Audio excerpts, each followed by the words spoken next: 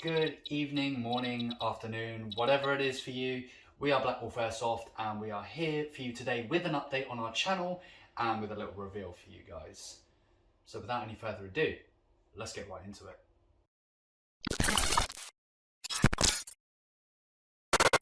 So to start off the video today, I have got a little update for you guys.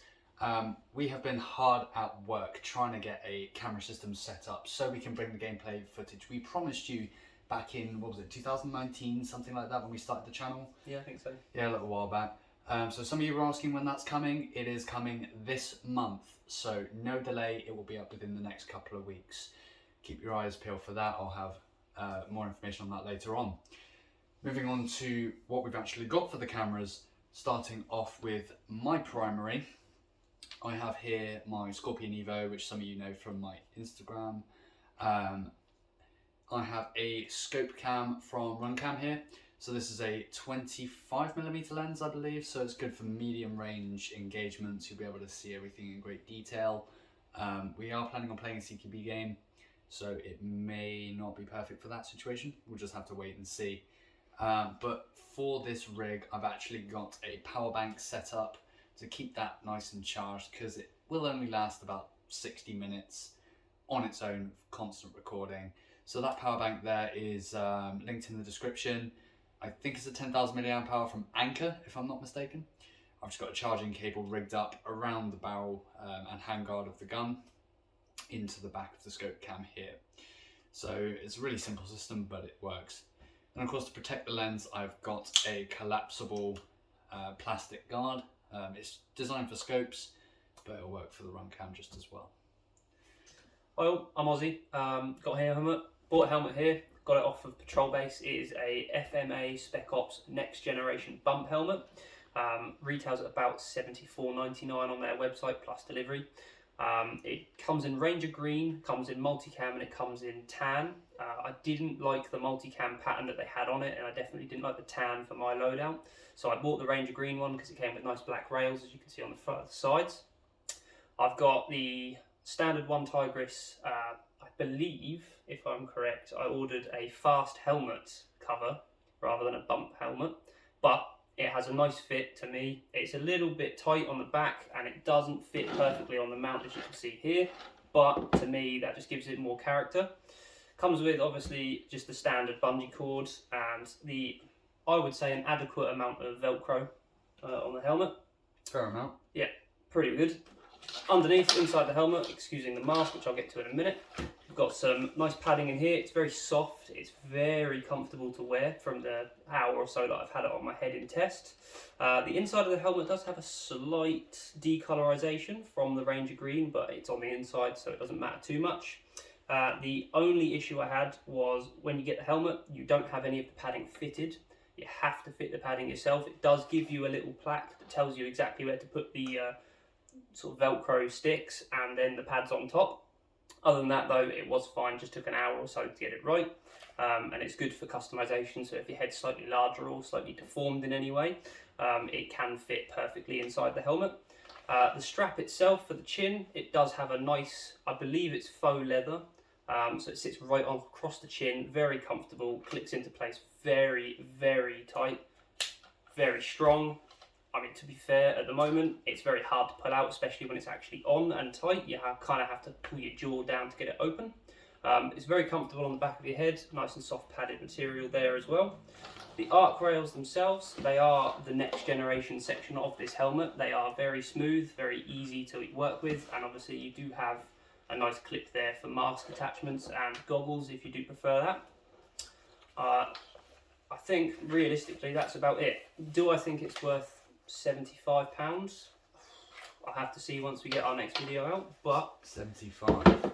It's a little bit expensive, a bit more than a standard helmet would have been from Patrol Base, but I thought, you know, I'll go for something new, go for something different. I do enjoy it.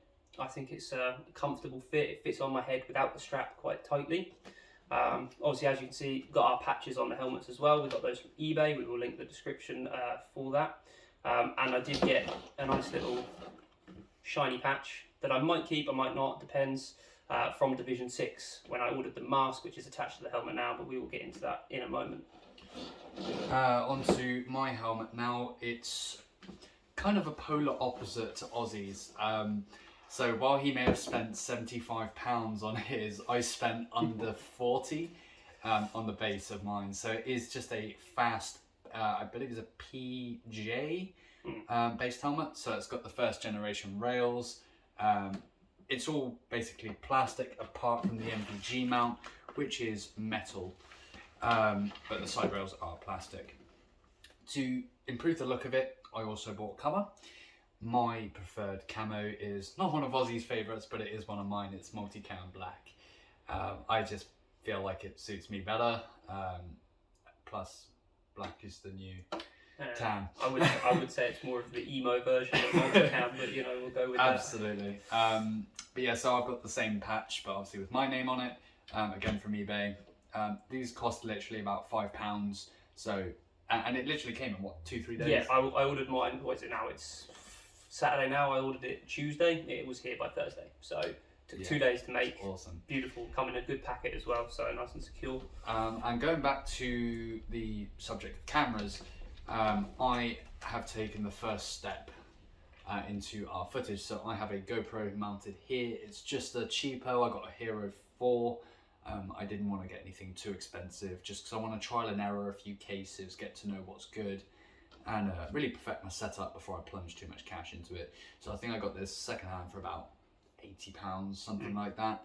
Yeah. This mounting system is just a couple of basically like extensions from Amazon. They're full metal, which is really sturdy.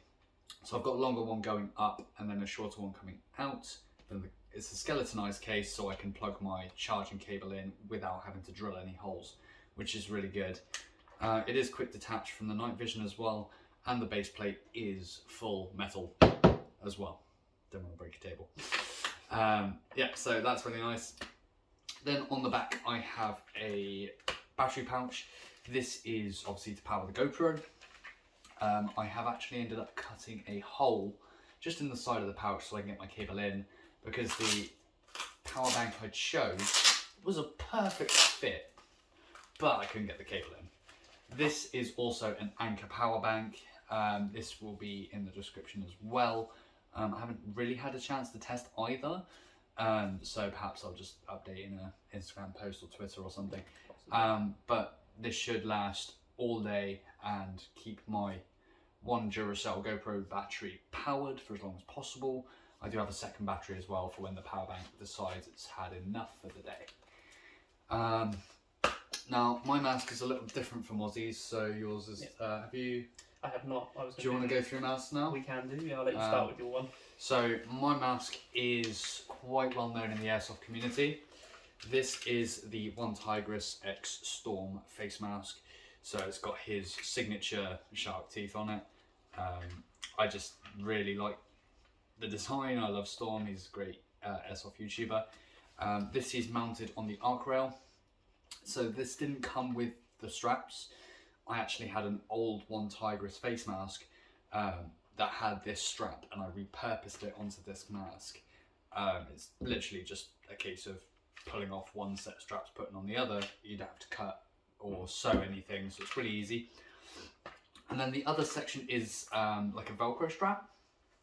But what I did find is it kind of sat too low on the helmet, so the strap would come kind of around here or around here to be tight. So I used some swivel clips, which are quick detach as well. They just slide out. The parts are mounted into the arc rails, so they just slip on nice and easy like that, clip in place. And what these swivel clips do is they just give an extra point of tension to the straps, and they just come around and attach onto the battery case, which keeps the mask nice and tight onto my chin. There is one other mod I've done to it just before we get on your mask, excuse me, and that is the padding. So this helmet is pretty much unbranded. It came with some really, really thin pads, and I have a weird shaped head. So what I actually did, you probably can't see it well on the camera, but I'll just pull one of these out.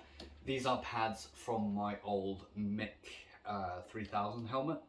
So it was the tactical version of the Mick helmet with the rail system. Yeah. These are a lot thicker than what came with it, and it just fits my head so much better. They're really cushioned, really thick, nice and comfy. So that's basically it for my helmet, besides a little patrol base patch I got on the side there. Little birthday gift from them over there at the sales team. So thank you guys if you're watching. Okay. Run us through your mask. So I went ahead and I did a bit of research into masks because I've had them before. Mesh masks, don't like them. They're a bit uncomfortable for me. They sit really close to the face and I get a lot of beard rub as well, which really does annoy me. So I did a bit of research and I ended up going on to Division 6. I'm on their website. I found the T-Fage, which is a mask that they have made specifically for airsoft, which uses a polymer plastic in the centre with obviously cut-out holes for breathing, and it's stitched into quite a comfortable padded section as well on the sides for the durability aspect and the flexibility. Probably not great with stubble. To be fair, actually, it is actually very comfortable. On the inside, it's meshed as well there, so you get that breathability from it as well. The centre isn't very flexible. It is a little bit, but it holds its shape, so obviously you can't mould it unless you get like a heat gun and start playing around with it.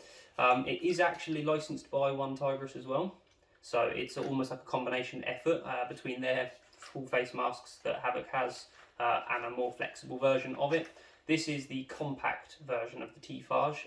The full version does actually have ear protectors as well, but I thought in the future if we do get things like contacts or headphones that it might be a bit uncomfortable to try and mix and match the two. Again, it clips on via the arc rail there at the back, so I'm going to get that out of the way. So nice and simple, just slots in as they all do, and then obviously has the secondary strap which sits on the back of the helmet. They are sided, which I only learned due to a shipping issue that I had with the mask, which was resolved by Division 6 quite quickly as well. I don't really personally think there is much difference other than where the actual Velcro, the strap actually sits. So you can either have it at the front or you can have it at the back. I don't think it makes much of a difference. I guess it depends on the size of your face. It sits very comfortably on the mask, on your face, no issues whatsoever. Got to test breathability. That's the one I'm looking forward to on game day because I'm not too sure how it works with goggles or with any of the other stuff. But it sits quite comfortably on there, nice and tight, keeps in line. Everything's good. And again, your issue with the straps being sided could also be solved with a similar system like mine with the swivel clips. Possibly. So if that does bother you, you can I mean, use the swivel clips and just twist through, and then you don't have that issue. Yeah, I mean, looking at comparison, because obviously where mine is a bump, it sits a little bit squarer at the bottom, so they might be able to swivel down lower, which might even be better for keeping them nice and tight there. Just something to think about in the future. Yeah, maybe.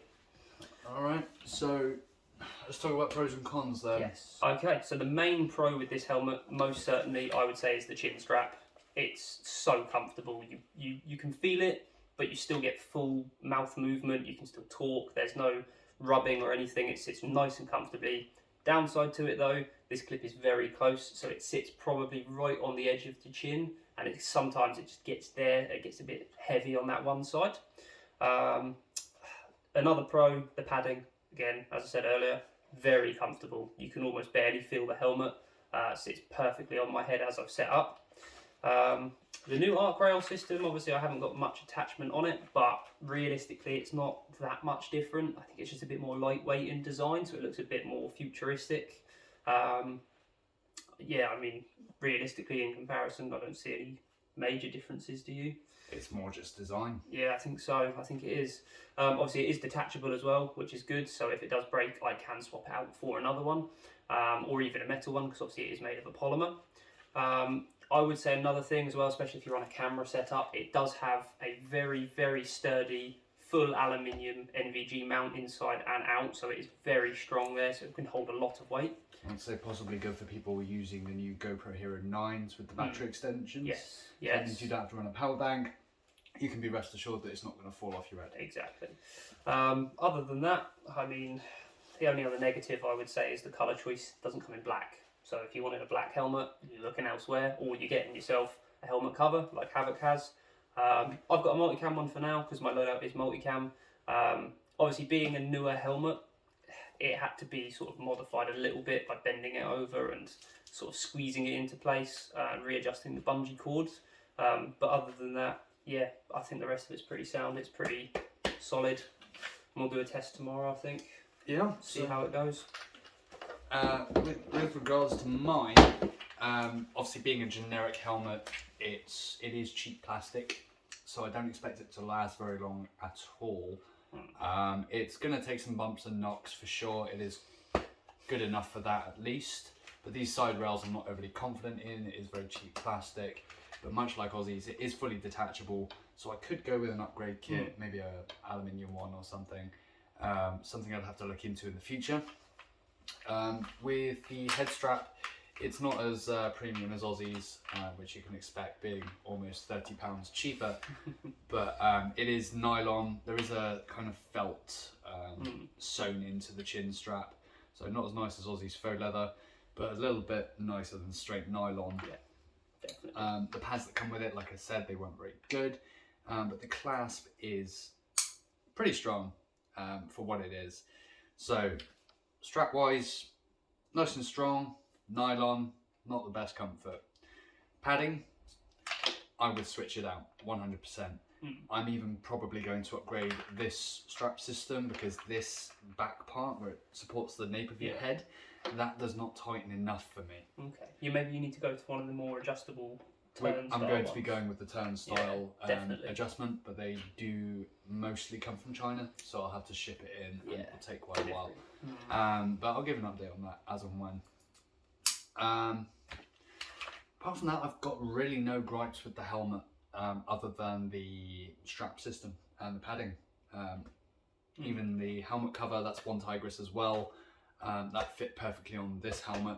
So I would imagine the design is exactly the same as the one Tigris Fast PJ.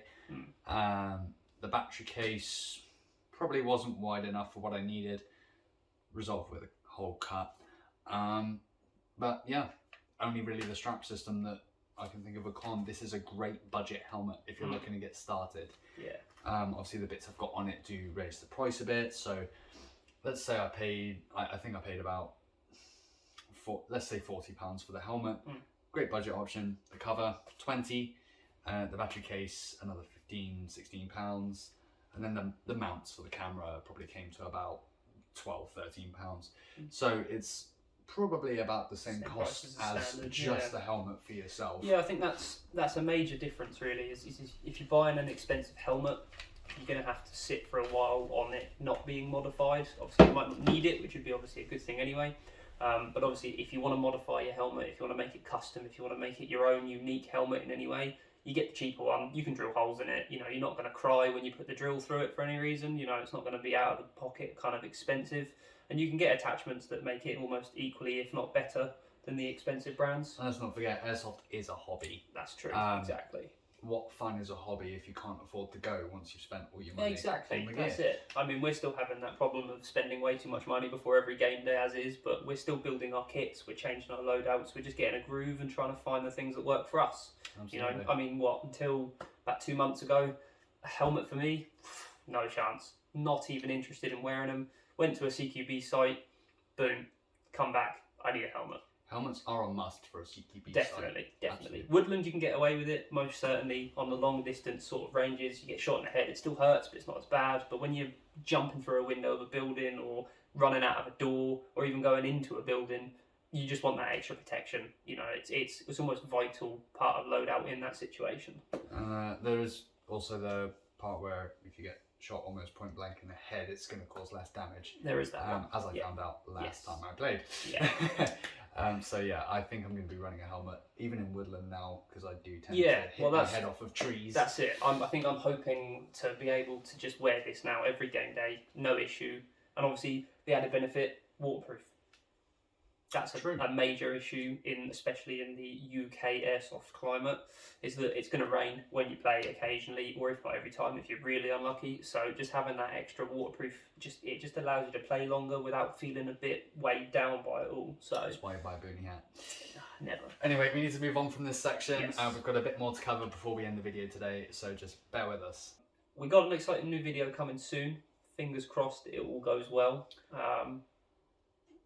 if you're watching this video, then it went well. Yeah, that's it. Obviously, we're down in Hampshire. Obviously, that's where I'm based. So we're just getting set up for our game day, which is tomorrow. As of now, obviously the footage will probably come out a bit later than that. Probably a week or two. Yeah, but essentially we're heading to South Coast CQB. It's down in Gosport. I've played before. I went on the Halloween event night in October last year now. Yeah, 2021.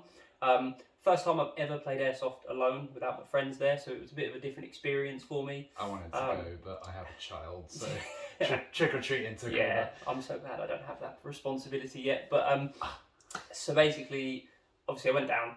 The site is wonderful. We're going to get some excellent footage for you. They host some immense game modes, so there's little to no time really for standing around, which is quite nice, quite different for a change. And yeah, obviously, one thing I didn't mention, got myself a Tectonic Innovations grenade as well, so we can have a little bit of fun with that as well, which will be quite nice. Stack up on some doors. Yeah, that'll be some good footage as well. But yeah, so I'm really excited for you guys to see us playing at this site. And hopefully future videos as well. Yes, fingers crossed. And the only way is up from here. So, yes. Yeah, our videos are a little rough around the edges at the moment. I know our previous one definitely was, because that was shot in lockdown. Well, but you know, as we get more experience, I hope our videos get better for you guys. Definitely. So yeah, keep up to date with our Instagram and Twitter. Instagram is where you find all the juicy stuff, and Twitter will just be an announcement of when the videos are going to go live, and if we're going to hold any kind of meetup events. If you guys want to come down and join us for a game, we'll make sure to let you know well in advance. Anyway, it's been a pleasure to see you guys again on this lovely February Eve. And we'll see you again, hopefully. Ta-da.